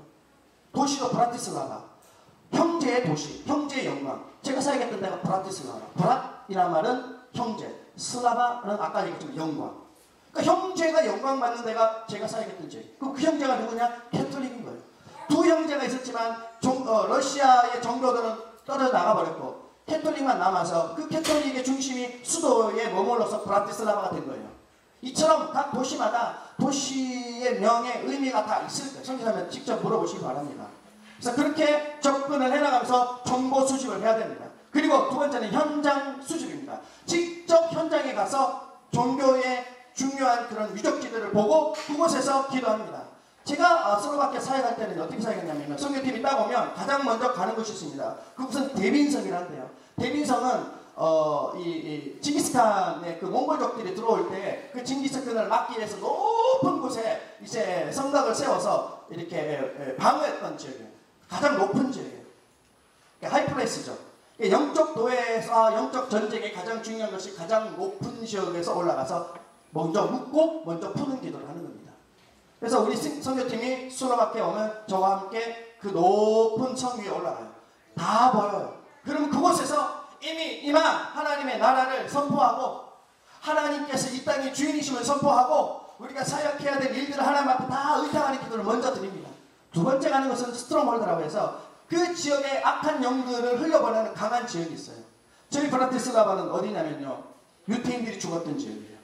성 밑에는 유태인들이 죽었던 그 지역에 죽음의 영, 분리의 영, 이런 악한 영들이 계속 그곳으로부터 흘러가요. 그곳에는 범죄율도 심하고 실업률도 심하고 지금도 경제적 지표가 가장 낮은 지역. 이유가 있는 거예요. 거기에 악한 영이 있는 거죠. 권세가 있는 거죠. 권세. 그 권세영을 이제 그 스트롱홀드 붙들고 있는 그 원수를 묶는 거예요. 그리고 붙들려는 것을 푸는 거예요. 그래서 높은 곳에 올라가서 기도 먼저 하고, 두 번째는 가장 영향력을 많이 보내는 곳에 가서 기도를 하고, 이런 리서치 작업을 사전에 해야 됩니다. 수험이 사람한테 물어보셔야 돼요. 이 지역에서 가장 영적으로 높이 있어서 우리가 묻고 풀어야 되는 위치가 어디입니까? 그리고 그 도시에 악한 영향력을 흘려보내는 데가 어디입니까? 라고 뭐 불교 소원일 수도 있고, 뭐 예를 들면 그곳에 가서 먼저 기도를 하고 이제는 실전에서 사역을 하는 것이 선교 중요해요. 그 국내 선교도 마찬가지입니다. 국내 선교도 뭐 절이라든지 아니면 그 영향력을, 그 마을의 영향력을 흘려보내는 곳에 가서 먼저 묻고 푸는 기도를 먼저 해야 되는, 그렇게 하기 위해서는 리서치 사역이 굉장히 중요합니다. 이거 중보기도자가 해야 되는 겁니다. 땅밟기 사역도 있습니다. 땅밟기 사역은 우리가 조금 착각하는 것이 있는데, 여러분, 땅밟기 사역을 하는 목적이 뭡니까? 그 땅을 차지하기 위해서 땅밟기 사역을 합니까? 그러면 그거는 속는 겁니다. 그 땅을 밟아서 하나님 땅이 되기 위해서 땅밟기를 한다면 그 땅은 이미 누구 땅이라는 겁니까? 사단의 땅이라는 거를, 사단의 땅인데 우리가 밟고 기도해야 우리 땅으로 돌아온다는 그런 개념 자체는 이건 너무 잘못된 개념이에요. 땅밟기는 어떤 개념이냐면 하나님의 땅이고 하나님의 땅으로 하나님께서 다시 회복시키실 것에 대한 확신을 가지고 찜을 뱉는 거예요. 찜하는 찜. 하나님 땅, 하나님의 그 세력이 예전부터 있었고 지금도 있고 앞으로도 있을 것이라는 것에 대해서 다시 한번 확인하는 것이 땅밟기입니다. 그래서 땅밟기는 사역의 첫째 날 많이 이루어집니다. 스트롱 하이 플레이스, 스트롱홀, 그다음에 땅밟기를 통해서 전체적인 사역에 시작을 할 수 있는 기반을 준비하는 겁니다. 이 지역도 국내선교도 마찬가지입니다. 자, 아직 시간이 큰일 났네. 자, 네 번째, 선교팀 구조와 역할. 선교팀 구조와 역할. 인솔 교역자가 있으면 인솔 교역자가 있어야 되겠죠. 그래서 인솔 교역자는 우리는 아마 어디 갔지? 이성민 전도사님만 필리핀 앙겔레스로 가시고 나머지 분들은 국내에서 아마 사역을 하게 되실 것인데, 그분들은 선교적 전략과 방향을 지시하고 총괄하여서 인도하는 역할을 하게 될 것입니다. 그리고 팀장이 있겠죠. 팀장은 단기선교에 관한 전반적인 사항을 지시합니다. 그리고 인솔 교역자를 돕습니다. 무엇보다 현지 선교사님과 혹은 현지 목회자와 긴밀한 교류와 교제를 통해서 정확한 방향을 갖게 만드는 역할을 팀장이 하게 됐죠. 그리고 예배 리더. 예배 리더는 언어까지 포함한 예배 리더입니다. 전체적인 예배를 총괄해야 됩니다. 아침을 여는 예배 기도, 또 하루를 마감하는 예배 기도를 예배 리더가 해야 됩니다. 곳곳에 예배가 필요할 때 언제든지 예배가 준비되어 있어야 돼요. 그래서 제가 사역할 때는 반드시 기타를 배워야만 했었습니다. 그래야 예배 리더로 쓸 수가 있었어요. 현지에서 예배할 때 기타만큼 유용한 그런 전략적 무기가 없습니다. 뭐 기타든 뭐든 하여튼 현지에서 음악을 가지고 사역할 수 있는 도구가 반드시 있어야 됩니다. 그래서 가급적이면 예배 리더를 세우실 때에 이렇게 연주가 가능하여서 언제든지 예배할 수 있는 사람을 세워야 됩니다. 만약에 연주가 어려우면 연주 없이라도 끌고 나갈 수 있는 그런 예배의 그런 은혜를 가지고 있는 자를 반드시 예배 리더로 세워야 됩니다. 그리고 서기가 있어야 되겠죠. 말씀드린 것처럼 기록을 해야 됩니다. 전체적인 정리, 기록, 자료, 타임키퍼까지 같이 겸해야 됩니다. 시간을 잘 관리할 수 있도록. 회계, 중요하죠. 회계. 들어오고 나가는 돈에 대한 투명성과 이 모든 것들이 지체들에게 여과되어져야 되고 이렇게 보여줘야 되고, 회계. 그 다음에 만나 사역도 중요하고, 뭐 여러 사역은 여러분들 뭐 보시면 되겠어요. 선교팀 구조와 역할. 그 다음에 중요한 것은 중보기도 사역 중요하고, 그 다음에 장비와 물품을 체크하는 그런 사람도 있어야 됩니다. 어떤 장비가 필요하고 어떤 물품이 필요한데 어떻게 준비되어졌고, 만약에 저희 같은 경우는 사역을 하다가 아이들이 생각보다 너무 많이 와서 준비된 물품이 다 떨어졌어. 그럼 현지에서 빨리 조달해야 돼. 그러면 이 물품 리더는 빨리 현지 선교사님이랑 카톡을 해서 어떻게 물건을 빨리 조달할 것인지 이걸 확인을 미리 해야 됩니다. 우왕좌왕하면 이 단기선교이기 때문에 시간이 없어요. 우왕좌왕하면 그 사역이 끝나버리고 영원히 못 올 수도 있어. 얼마나 많이 났습니까? 그래서 미리미리 이 물품을 담당하는 분들은 사역 물품 대장 정리표를 만들어야 돼요. 그래서 어떤 사역에는 어떤 물품이 필요하고 수량이 몇 개가 필요한데 만약에 이게 떨어졌을 경우에 어떻게 수급할 것인지에 대한 대책까지 있어야 되는 물품 대장표가 반드시 있어야 됩니다. 해외 가시는 분들은 특별히 더 그렇겠죠. 이거 한국처럼 막 이렇게 쉽게 구할 수 있는 물건들이 없어요. 넘어가도록 하겠습니다. 준비 및 실시. 준비 및 실시. 이거는 지금 시기적으로는 조금 늦은 감이 있는데, 준비 및 실시가 어떤 게 있냐면요. 1단계가 사역지를 결정하는 것이고, 2단계가 사역 내용을 결정하는 것이고, 요거만 쓰시기 바랍니다. 1단계는 사역지 결정, 2단계는 사역 내용 결정, 3단계는 훈련 계획 결정, 4단계는 기초 훈련, 5번째는 사역 훈련, 마지막은 공동체 훈련, 한 몸 만들기. 그래서 딱 훈련이 마치고 6단계까지 하고 난 다음에 이제 출발해야 되는 겁니다. 근데 우리는 주로 어떻게 하냐면요, 어떤 의미에서는 기초 훈련을 기도하고 뭐 말씀하고 하는 것을 선교지 가서 하려고 해요. 한국에서도 안 했던 묵상을요, 한국에서도 안 했던 성경 있는 거를 굳이 선교지 가서 하겠다는 거네. 물론 할 수도 있지. 그런데 그런 기초적인 거는 미리 하자니까요. 우리가 단기 선교이기 때문에 그렇습니다. 한 번 만들기로 가서 하는 것이 아니라 미리 만들어져서 가야 됩니다. 단기 선교 준비 3페이지 단기 선교 준비 참석 인원 이미 준비가 되었습니다. 우리 사역지마다 인원은 다 픽스됐습니까? 예, 픽스됐습니까? 말레이시아 팀 팀장이 누구세요? 픽스됐나요? 오케이. 그 다음에 안게레스 됐고, 그 다음에 만나기로 그 교회 이름이 뭐지? 필리핀 마닐라에? 예? 마닐라에, 예, 마닐라 팀 됐나요? 그 다음에 캄보디아. 오케이. 자, 일단 해외 팀은 이제 팀원이 픽스가 됐기 때문에 빨리 한 몸 만들기의 과정으로 돌아가야 됩니다. 그래서 기도와 말씀으로 빨리 한 몸을 만들고, 우리 RK 팀은 여유가 있다고 생각하지만 그렇지 않습니다. RK 팀도 빨리 준비를 해서 동일한 시스템으로 준비를 빨리 해야 됩니다. 그래서 참석 인원, 그 다음에 사역 방향도 하나하나 정할 때 현지 선교와 현지 목회자들의 그런 의견을 반드시 수렴해서 그분들이 원하는 사역을 하는 것이 중요합니다. 반드시 답사를 갔다 와야 되겠죠. 월미 가시는 분들은 답사 가기 어려우니까 전화나 이런 이메일이나 이런 통신을 통해서 긴밀하게 사역에 관한 내용을 나누고, RK 가는 분들은 반드시 한 번은 답사를 갔다 와야 됩니다. 그래서 그곳에 동선을 살펴야 되고, 우리가 묵어야 될 숙박을 한번 확인해 봐야 되고, 음식을 어떻게 조달할 것인지, 어디서 사역할 것인지 를 정확하게 알아야 됩니다. 오고 간 동선을 알아야 됩니다. 그리고 사역 일정. 아까도 말씀드렸지만 제가 사역했던 그런 포맷은 그거였습니다. 첫째 날부터 둘째 날까지는 OT를 하면서 그 나라에 대해서 이제 얘기를 하는 것이죠. 역사를 알아야 정확한 타겟을 가지고 사역할 수 있으니까. 그리고 둘째 날에는 이제 높은 곳에 올라가고 가장 곳에 가서 묵고 풀고, 그 다음에 땅받기를 통해서 중보해야 될 것들을 중보를 하는 것. 그러면서 역사나 이런 부분들을 더욱더 세심하게 강화하는 것. 그래서 셋째 날부터 사역을 시작했었어요. 우리는 시간이 많이 없기 때문에 선교사님들과 잘 협의하셔서 어떻게 사역 일정을 정할 것인지.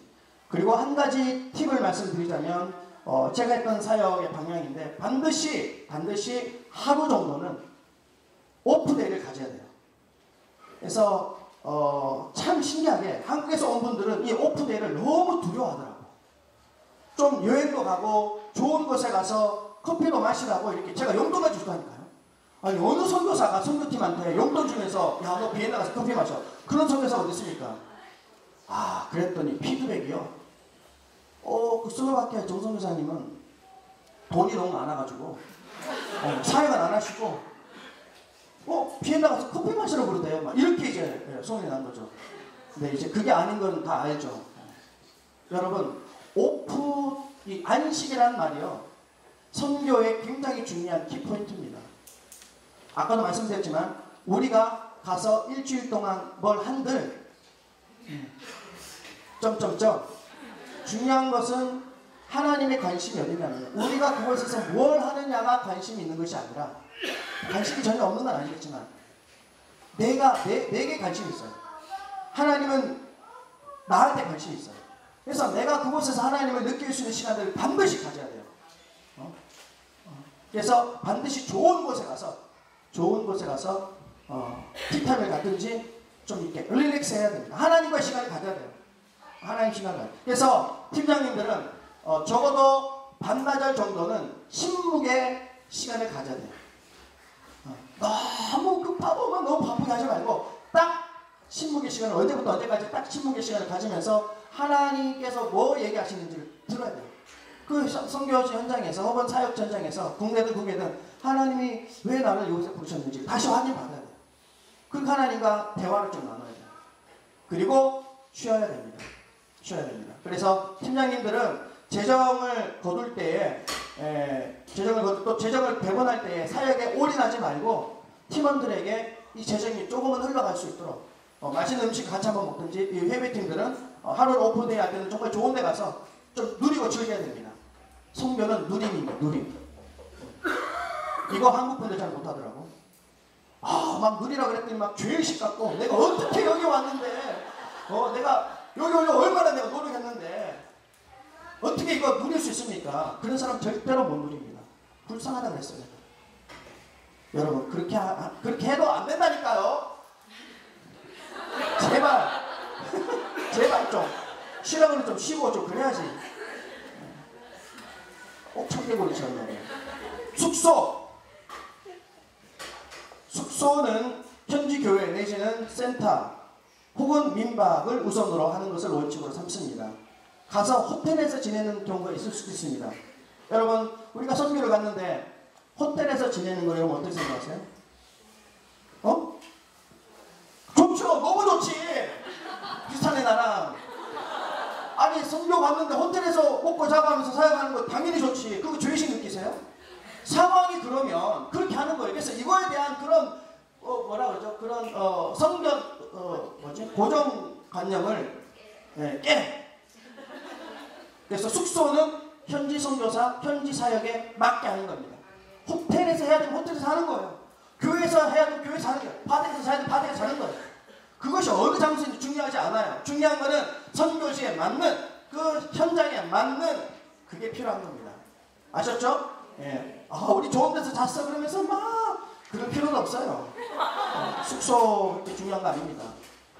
상황에 따라 숙소에 대해서 미리 알아봐야 되겠죠? 미리 알아봐서 어떻게 우리가 준비를 해야 되는지를 미리미리 알아봐야. 지금 얘기하는 것은 미리미리 준비, 단기 선교 준비니까 미리미리 해야 됩니다. 재정은 개인 부담이 원칙입니다. 자비랑이죠. 우리는 자비랑, 철저한 자비랑 원칙입니다. 자비랑 원칙. 대신에 우리가 바자회든 선교 후원을 받을 수 있는 통로를 항상 오픈해 둘 겁니다. 이건 하나님 나라의 법칙입니다. 고집 부리지 말고 하나님 흘려보내실 수 있도록 오픈해서 마음껏 선교 후원에 대해서 적극적으로 당당하게 얘기해야 됩니다.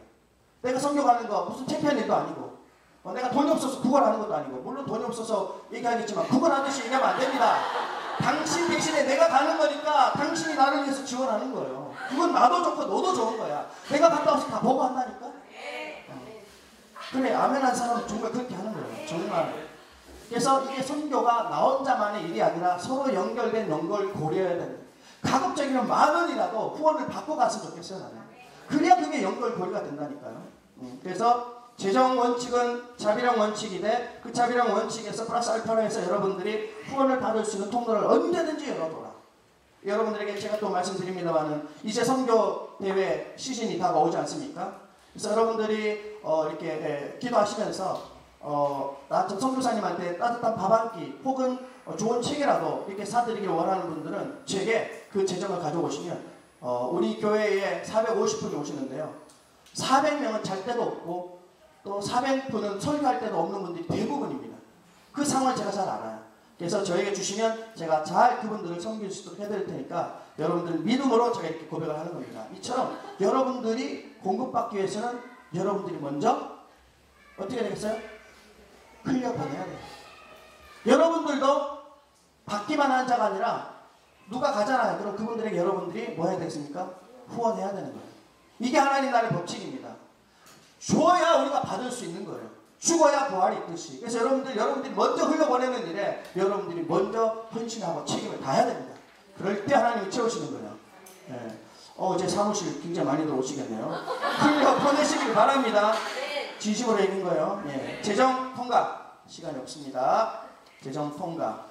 그리고 재정에 대해서 한 가지만 더 말씀드리면 혹시 선교사님들에게 뭔가 이렇게 좀 드리고 혹은 현지 있는 사역자, 국내 사역자들에게 뭔가 좀 드리려고 할 때 이거 너무 과하지 않은 걸로 기도하시면서 사람은 연약하기 때문에 뭔가 좀 이렇게 받는 것에 대한 기준이 있게 돼요. 그 나중에 그 기준을 또 넘게 우리가 또 해야 되는 상황이 있을 수 있으니까 그런 부분들에 대해서는 여러분들이 조심스럽게 그 다음에 회계는 재정을 할 때 무슨 박물관을 간다든지 아니면 같이 회식을 한다든지 어떤 그런 재정에 대해서도 특별하게 재정의 그런 분량들을 만들어 둬야 됩니다. 아시겠죠? 그래서 재정 원칙을 세울 때 회식이라든지 식사라든지 선교사님 선물이라든지 현지인 선물이라든지를 아주 적절한 수준에서 너무 과하지 않은 적절한 수준에서 진행할 수 있도록 하시길 바랍니다. 자, 그 다음에 하루 일정 간단하게 봅니다. 아침에 일어나면 경건해야 되겠죠. 그 다음에 식사하시면서 쭉 뭐 이렇게 하시고, 저녁에는 반드시 피드백을 해야 된다고 말씀드렸습니다. 피드백은 잘했고 잘못했고를 평가하는 시간이 아니라 하나님이 하루 동안 인도해 주신 그런 발걸음들을 다시 돌아보고, 그리고 그 다음날 진행될 일들에 대한 준비는 필요하다고 말씀을 드렸습니다. 예산 편성. 간단하게 말씀드리겠습니다. 비행기를 타시는 분들은 항공료가 필요하겠죠. 그리고 그 항공료에는 공항세, 출국세가 다 포함되겠죠. 당연히 왕복 요금이겠죠. 웃어주셔서 감사해요. 여행자 보험 이거 드려야 됩니다. 이거 요즘 얼마인지 모르겠는데 10,000원인가 뭐 얼마인가 그죠? 그래서 여행자 보험 반드시 들길 바랍니다. 필수입니다. 자, 그 다음에 예산에 들어가는 게, 장비를 구입할 때 예산이 들어갈 수 있겠죠. 사역비에 또 예산이 들어갈 수 있고, 약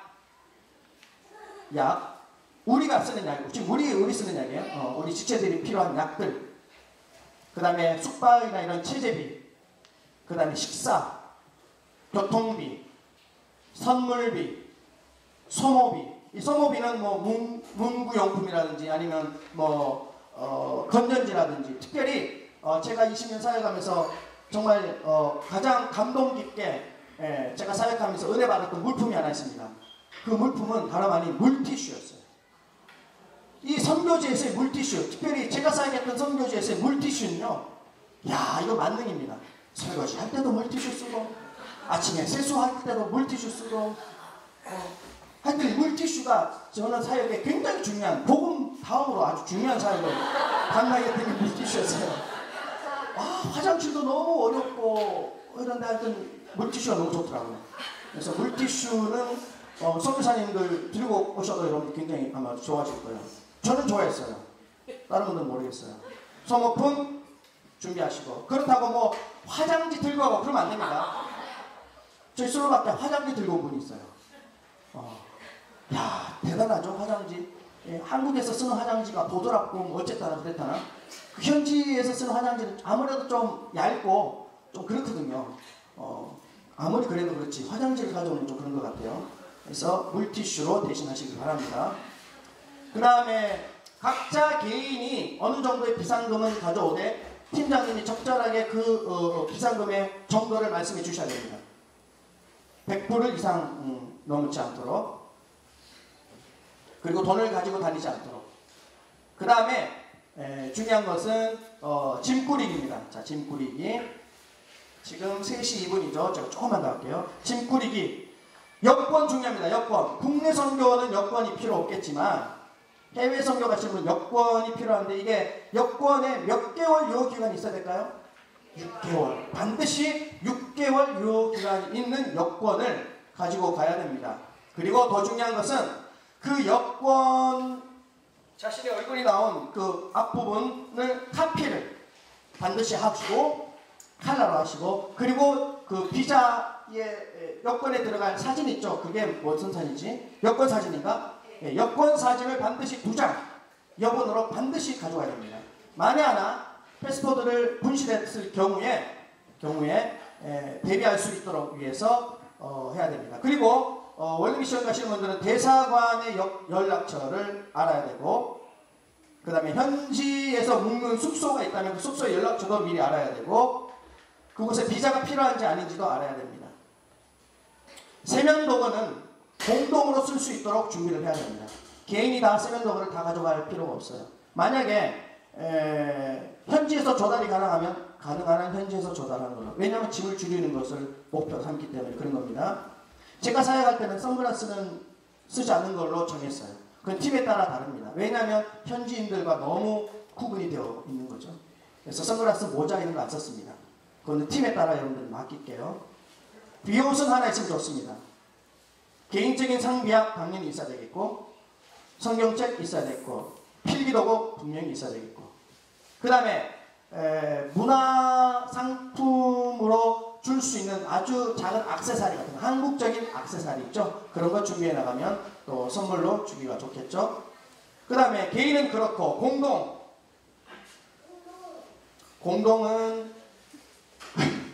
공동이야. 공동은 기록부, 그 다음에 사역기록부, 뭐 캠코더라든지 사진기. 저는 사역할 때 폴라로이드를 굉장히 유용하게 사용했거든요. 너무 신기한 거지. 애들이 태어나서 그런 거 처음 봤지. 찍었는데 바로 사진으로 나오네. 네.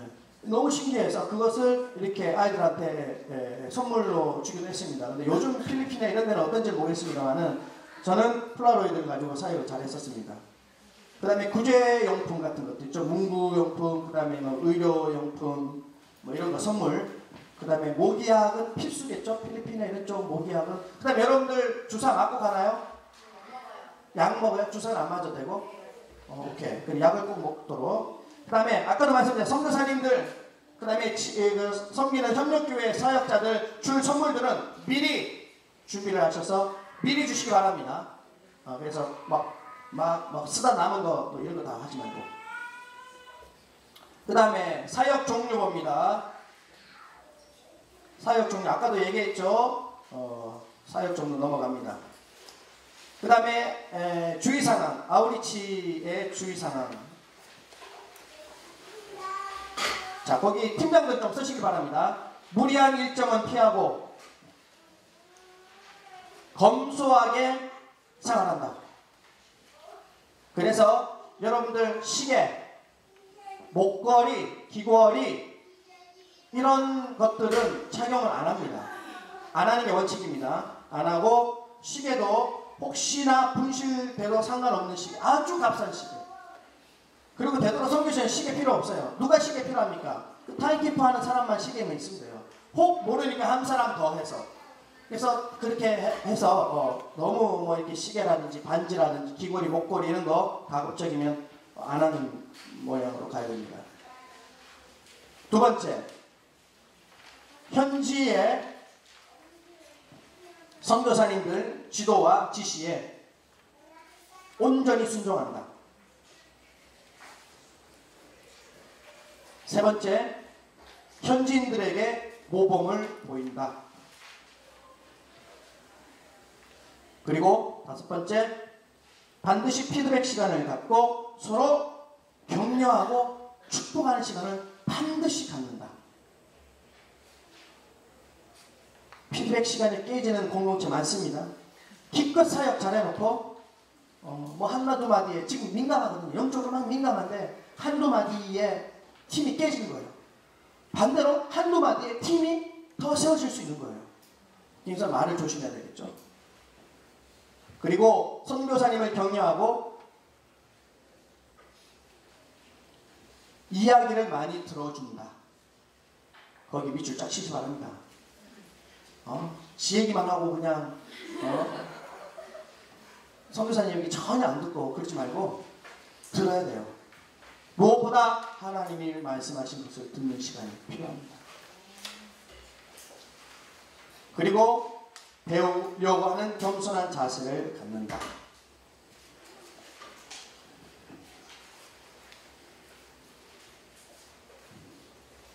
자, 뒤에 나오는 단기 선교의 10가지 자세 그리고 단기 선교 사역은 보시면 뭐 그냥 될 것 같아요.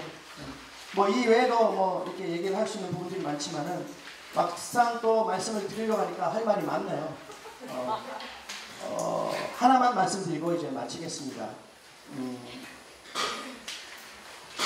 우리가 단기 선교를 하는 가장 중요한 목적은 아까도 처음에 얘기했죠. 목적은 세 가지라고 했습니다. 첫 번째는 하나님을 발견하는 것. 두 번째는 나를 발견하는 것. 세 번째는 하나님 안에 발견된 내가 어느 곳에 어떤 모습으로 서야 되는지를 발견하는 것이 목적이에요. 가서 드라마를 하고 워십을 하고 뭐 구제를 하고 하는 것은 아니에요. 그거는 나중 문제예요. 그건 우리가 안 해도 다 할 수 있어요. 하나님이 원하시는 것은 그런 사역적인 내용이 아니라 나를 원하는 거다. 그곳에서 반드시 하나님 만나시기 바랍니다. 그리고 많은 사진도 찍고 많은 동영상도 촬영하셔서 여러분들이 선교에 받은 그런 은혜들을 흘려보내는 역할을 해야 돼요. 그래서 중요한 것은 가서 일주일 동안 준비하는 것도 중요하지만은 지금부터 가기 전까지가 중요하고, 그리고 갔다 와서 내년에 다시 선교팀이 세워지는 그 기간까지가 또 중요해요. 어떻게 보면 그 가서 현장에서 있는 일주일은 아무것도 아니에요. 그것이 그것이 중심이 아니라 가기 전과 갔다 와서 다음 사역지로 세워져 나가는 그 과정까지의 그 일들이 훨씬 더 중요합니다. 그래서 준비되어지는 과정이 중요하고, 갔다 와서 어떻게 피드백을 계속 갖느냐, 구속 모임을 어떻게 갖느냐가 굉장히 중요한 것입니다. 갔다 와서 땡! 무슨 의미가 있습니까? 우리 아니어도 사역은 계속 이루어지는데 우리가 왜 굳이 물질 이루고 시간 되면 꼭 갑니까? 계속해서 그 일들이 우리를 통해서 흘러갈 수 있도록 하기 위해서 하나님 우리를 그곳에 보내시는 건데, 그 하나님의 계획하심을 깨닫고 사역은 계속 이루어져야 됩니다. 하나님은 우리 아니어도 그 사역 계속 하실 분이에요. 하실 수 있어요. 그런데 우리에게 맡기셨어요. 그래서 우리는 은혜인 거예요. 이 일들을 우리를 하나님이 인범을 시킨 게 우리가 은혜이지 않습니까?